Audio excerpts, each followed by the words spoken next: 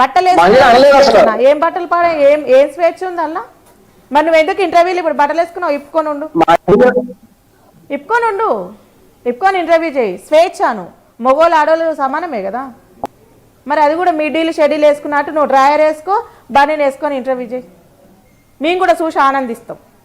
అనసూయని చూసి నువ్వు ఎట్లా ఆనందిస్తున్నావో నిన్ను చూసి కూడా నీ ఫ్యాన్స్ ఇప్పుడు అనసూయ దిక్కు మాట్లాడుతుంటే ప్రతి ఒక్కరు నీకు సపోర్ట్ చేస్తున్నారు కదా, వాళ్ళు కూడా ఆనందిస్తారు నిన్ను చూసి. ఆ అడ్డగారి సిగ్గుణాలు నీకు నువ్వు మంచి మెసేజ్ దాన్ని పట్టుకొని దాని దిక్కు మాట్లాడతావు నువ్వు. అదే నువ్వు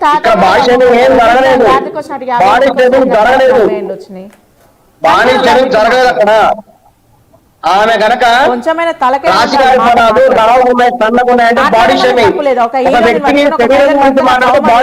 ఆమె చేసింది తప్పు అని మనం చెప్పాలి.